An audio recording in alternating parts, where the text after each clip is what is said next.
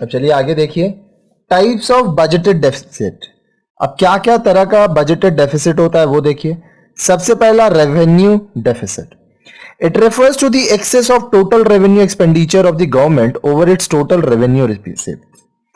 अब देखिए revenue deficit क्या है, आपका टोटल जो रेवेन्यू एक्सपेंडिचर है, ठीक है, वो ज्यादा हो गया टोटल रेवेन्यू रिसीव्ड से। कहने का मतलब, मान लीजिए आपका टोटल रेवेन्यू एक्सपेंडिचर है 500 करोड़ और आपका टोटल रेवेन्यू रिसीव्ड से 450 करोड़, तो इस केस में आपका रेवेन्यू डेफिसिट कितना हुआ, 500 करोड़ माइनस 450 करोड़, 50 करोड़। देखिए यहां पे लिखा है revenue deficit is equal to total revenue expenditure minus total revenue received. आपका जितना रेवेन्यू एक्सपेंडिचर है उससे रेवेन्यू रिसीव्ड माइनस करेंगे, जो वैल्यू आएगा वो हो जाएगा रेवेन्यू डेफिसिट। ये सब फॉर्मूला याद रखिएगा, अगर एग्जाम में कभी कोई क्वेश्चन दे दिया तो आपको ये सब फॉर्मूला से वो क्वेश्चन सॉल्व करना होगा। और रेवेन्यू डेफिसिट का एक और फॉर्मूला है total revenue expenditure minus tax revenue plus non tax revenue. अब ये कैसे निकला, टोटल रेवेन्यू रिसीव्ड का फॉर्मूला है tax revenue plus non tax revenue, ये दोनों मिला के आपका टोटल रेवेन्यू रिसीव्ड है।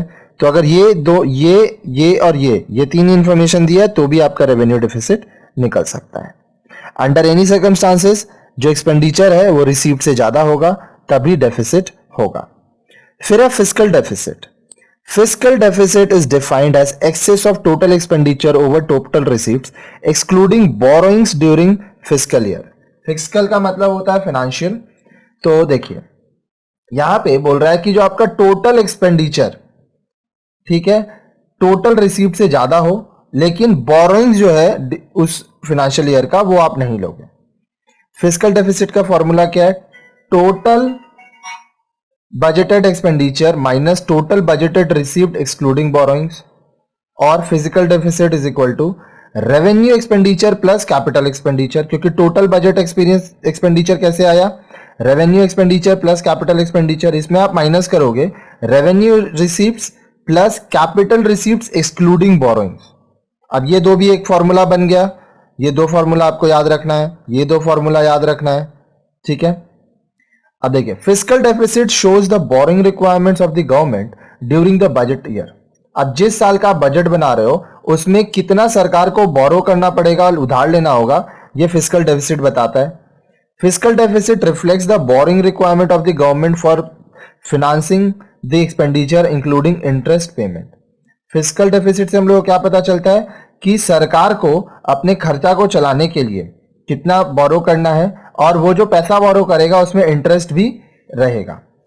तो फिस्कल डेफिसिट का एक और क्या लिखा है यहां, revenue expenditure plus capital expenditure minus revenue received minus capital received excluding borings. ठीक है, यही वाला कॉन्सेप्ट है। देखिए रेवेन्यू एक्सपेंडिचर कैपिटल एक्सपेंडिचर, ये ब्रैकेट में दिया है माइनस रेवेन्यू रिसीव्ड, ये प्लस जब बाहर आएगा ये भी माइनस हो जाएगा, सेम फॉर्मूला है। ठीक है, और अब इसके और भी फॉर्मूलाज हैं, आइए वो भी मैं आपको बताऊंगा। Fiscal deficit revenue expenditure plus capital expenditure minus tax revenue minus non tax revenue minus recovery of loans minus disinvestment.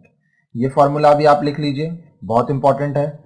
Fiscal deficit कैसे निकल रहा है, revenue expenditure plus capital expenditure, ये देखिए, minus tax revenue minus non tax revenue minus recovery of loans minus disinvestment. और क्या तरीका है, total borrowings requirements of the government, सरकार को कितना बोरो करना है, रिक्वायरमेंट उसका क्या है, वही फिस्कल डेफिसिट है। Fiscal deficit indicates the additional amount of financial resources needed to meet government expenditure. Fiscal deficit हम लोग को क्या बता रहा है कि सरकार को अपना खर्च चलाने के लिए कितना और पैसे का जरूरत है। 2. It is an indicator of the increase in future liabilities of the government on interest payment and loan repayment. अब देखिए सरकार को जो एक्स्ट्रा पैसा लग रहा है वो लोन ले रहा है, तो इस लोन पे उसको इंटरेस्ट पेमेंट भी करना होगा। तो फिस्कल डेफिसिट हम लोग को बता रहा है कि भविष्य में कितना लाइबिलिटी हम लोग का बढ़ गया इंटरेस्ट पेमेंट के रूप में और लोन रीपेमेंट के रूप में, क्योंकि लोन लिए हैं तो उसको चुकाना भी पड़ेगा। द गवर्नमेंट हैज टू पे back the borrowed amount with interest in future. अब देखिए सरकार जब लोन लेगी तो उसको क्या करना होगा, उसको पैसा चुकाना होगा इंटरेस्ट के साथ। Consequently, the government has to either borrow more from the people or tax people more in future to pay interest and loan amount. तो इससे क्या होगा, या तो सरकार लोगों से और ज्यादा बोरो करेगी या तो चीजों पे टैक्स लगा देगी लोग, ताकि फ्यूचर में, भविष्य में इंटरेस्ट और लोन सरकार पे कर सके। ठीक है, अब क्या है कॉन्सेप्ट, नेक्स्ट कॉन्सेप्ट है प्राइमरी डेफिसिट। अब प्राइमरी डेफिसिट क्या होता है ये भी देखिए। Primary deficit is defined as physical deficit minus interest payment on previous borrowing. तो प्राइमरी डेफिसिट क्या है, जो आपका फिजिकल डेफिसिट है उससे आप माइनस करोगे जो पहले आप बोरो किए थे, पहले से आपका लिया हुआ पैसा का इंटरेस्ट जो पेमेंट आप किए हो। Primary deficit shows the borrowing requirements of the government for meeting expenditure excluding interest payment. तो प्राइमरी डेफिसिट क्या बताता है कि सरकार का कितना बोरोइंग रिक्वायरमेंट्स है, उसको कितना पैसा और लेना होगा अपने खर्च को चलाने के लिए, एक्सपेंडिचर पे जो जरूरत है, और ये जो पैसा वो ले रहा है उसमें इंटरेस्ट पेमेंट ऐड नहीं होता है, इंटरेस्ट पेमेंट छोड़ के। तो ग्रॉस प्राइमरी डेफिसिट कैसे निकलता है, physical deficits minus interest payments.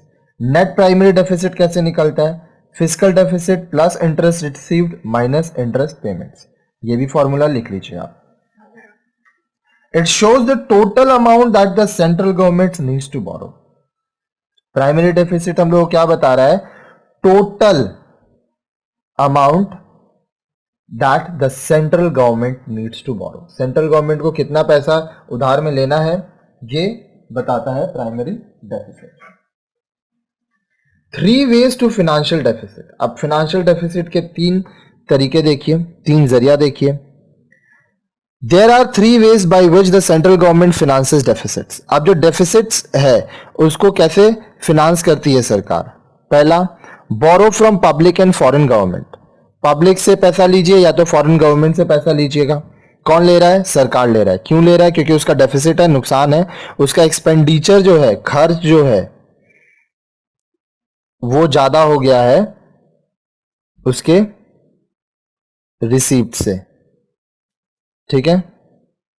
Second, withdrawing cash balance held with the reserve bank of India RBI. जो पैसा उसके रिजर्व बैंक ऑफ इंडिया में है उसको वो विड्रॉ कर रहा है, cash balance. Borrowings from the reserve bank of India RBI, reserve bank of India से भी वो बोरो कर रहा है, उधार ले रहा है। The government ordinarily prefers to borrow either from its citizens और from foreign government instead of withdrawing cash balance held in the RBI और बोरोइंग फ्रॉम इट। अब देखिए, सरकार नॉर्मली क्या करता है, वो या तो लोगों से पैसा लेगा, जो उसके देश में लोग रहते हैं, उसके सिटीजन्स हैं, उनसे पैसा लेगा, या तो फॉरेन गवर्नमेंट से पैसा लेता है। वो अपना आरबीआई का कैश बैलेंस नहीं निकालता है और आरबीआई से बोरो नहीं करता है ज्यादातर। The latter to finance deficit increases the supply of money. अब ये जो दो है, इससे क्या है कि जो सप्लाई ऑफ मनी है वो इंक्रीज हो जाता है। The increase in supply of money increases the price of the in an economy. इससे क्या होगा, अगर आपका सप्लाई ऑफ मनी बढ़ जाएगा तो इकोनॉमी में चीजों का दाम बढ़ जाएगा। On the other hand, borrowing domestically from public has no effect on the supply of money and consequently on price, because when government borrows, the money held by people is transferred to government with no change in the supply of money. अब देखिए, जब आप लोगों से पैसा लेते हो तो क्या होता है, सप्लाई ऑफ मनी पे इफेक्ट नहीं पड़ रहा है। जो पैसा लोगों के पास है वही पैसा वो सरकार को दे देते हैं। ठीक है, तो सप्लाई ऑफ मनी जैसे पहले था वैसे ही अभी भी है। However, the money supply would increase when government borrows from foreign countries. लेकिन जब सरकार विदेशी देशों से पैसा उधार लेती है तो उस समय सप्लाई ऑफ मनी बढ़ जाता है। The last 2 ways of finance deficit increases the supply of money. ये दोनों, जब आप आरबीआई से कैश बैलेंस निकालते हो या आरबीआई से पैसा उधार लेते हो, any money that flows out of the RBI increases the supply of money in economy and increases the price in domestic economy. ध्यान दीजिएगा, जब भी कोई पैसा हम लोग आरबीआई से निकालते हैं, हम लोग तो नहीं, यहाँ पे सरकार है, सरकार निकालता है, तो क्या होता है, सप्लाई ऑफ मनी बढ़ जाता है इकोनॉमी में, और जब मार्केट में बहुत ज्यादा पैसा हो जाएगा तो डोमेस्टिक इकोनॉमी का जो भी प्रोडक्ट्स एंड सर्विसेज है उसका प्राइस इंक्रीज करने लगेगा।